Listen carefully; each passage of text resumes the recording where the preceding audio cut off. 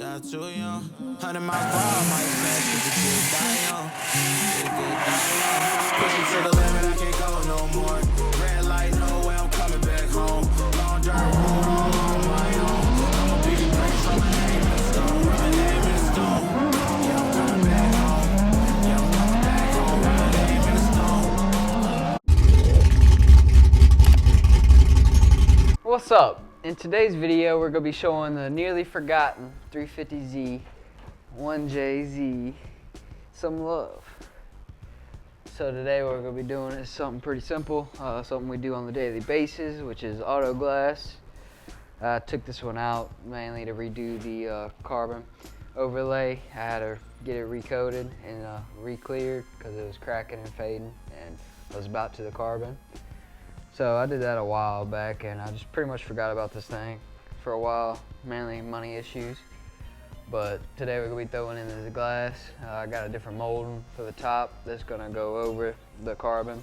That way it looks flush. You don't see this lip as if doing it without taking the windshield out.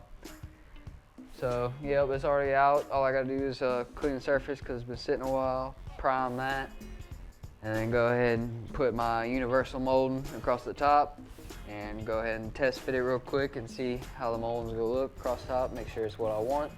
And then once I got that figured out, we're gonna go put some glue and go ahead and stab it in there.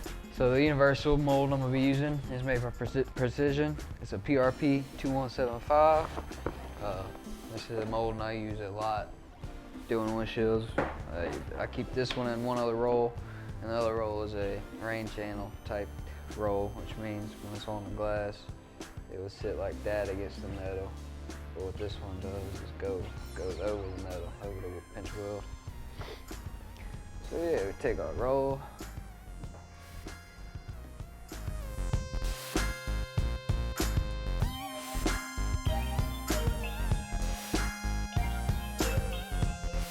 Now we're gonna test fit it and make sure the molding sits how I want it. Try not to rub on the car at all. It goes right under the fender. On top, yeah. So bring it down a little bit. Let it go. Oh yeah, that's gonna look good. Now that we know that our molding's gonna work, we'll go ahead and wipe down the glass, which is clean. And we can go ahead and put our primer all the way around. We did that.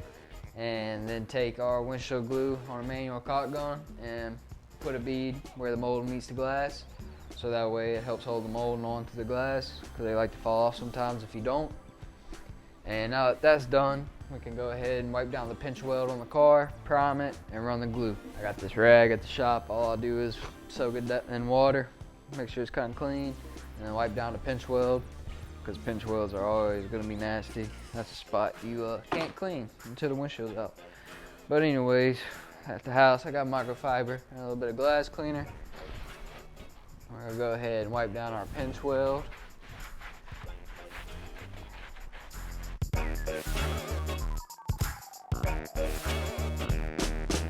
Next we grab our primer that goes with the Sika for the metal. This stuff you do not want to get on your car. You better have like a pumice rag immediately ready to start scrubbing. For real. So we're gonna take it, bring it out some.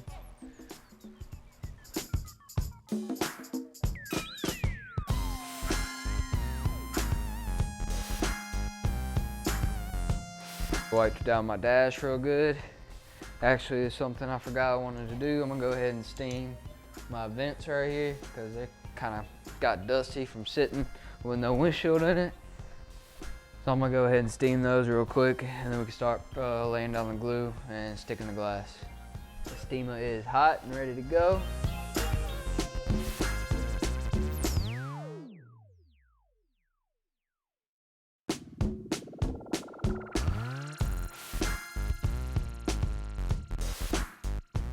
Vents are cleaned. So I use an electric Milwaukee caulk gun. Really makes the job a lot easier.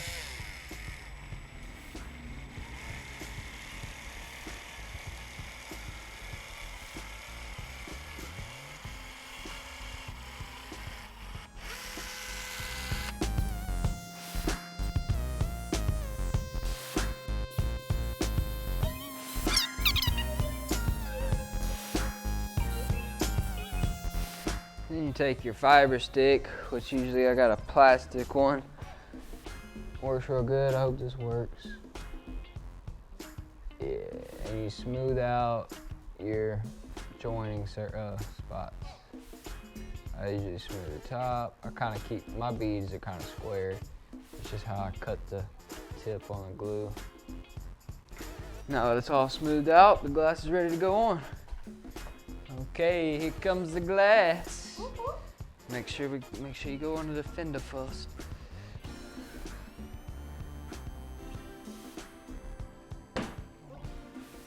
Easy. $1,500 hood you just hit. All right, now let me check my fitment on the inside. So what I do to make sure it's centered, you can see it from the outside a lot, very well too on most cars. But what I do is pretty much put my head in the middle of the car and look at the paint band on the two A-pillars and see how much is coming out of them. And that really gives you a feel for where it needs to go. Because that's the only thing that really matters when keeping your glass looking straight, is making sure the band looks right on the inside of the car, which it looks pretty damn good. Don't wipe my carbon. I'm gonna wipe it with the rag. Should have did that a second ago. And I need some lubricant.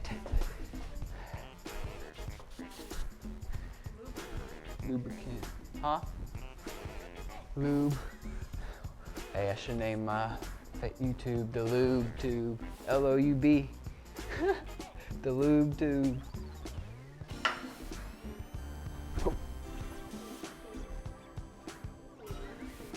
Oh yeah. Oh, this looks sexy clean.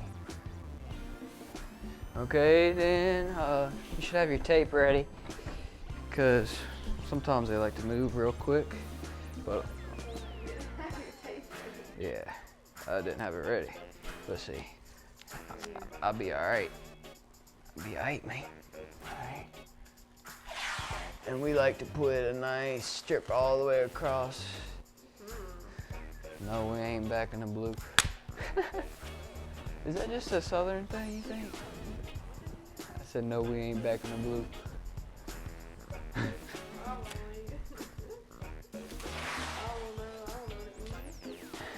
And one kind of right halfway down the mold, and then the other one the other half. That way you keep your mold in there and your glass. And voila. Tap it down all the way around the edge.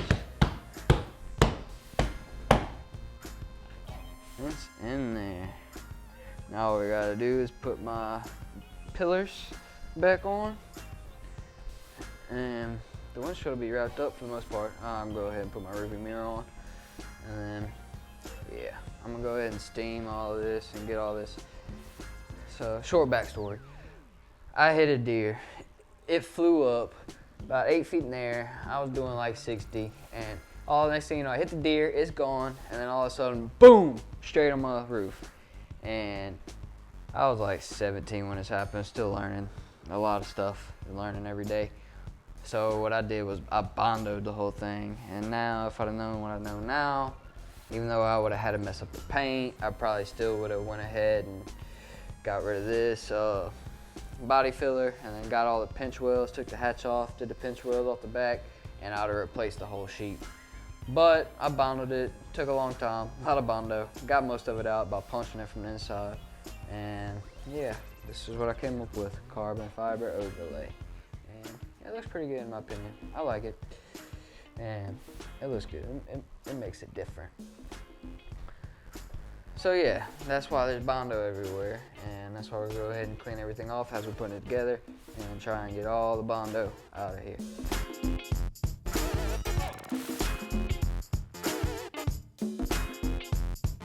Now that the windshield's dried for a few days, I can steam it, but before I start steaming it, I'm gonna show y'all how to fix a broken clip on your A-pillars, cause it's probably bound to happen. Or I guess this might be B-pillars, whatever they're called, these pillars.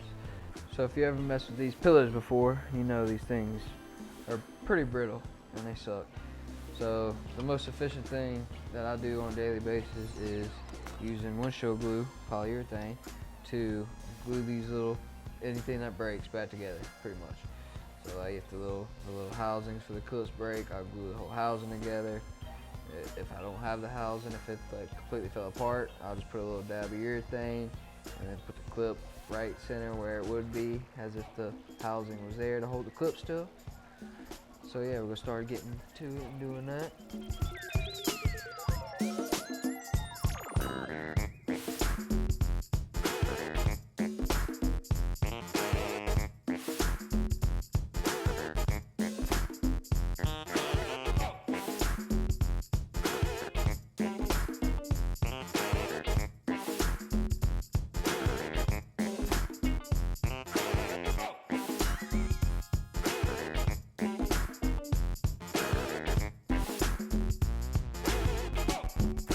Alright, guess I lost 2 clips, so I'll put a little dab of glue here and here, stab it. It's got enough points, including the 2 bolts that hold it on each end. It's gonna be fine. And all the screws that go right here, it's not going anywhere.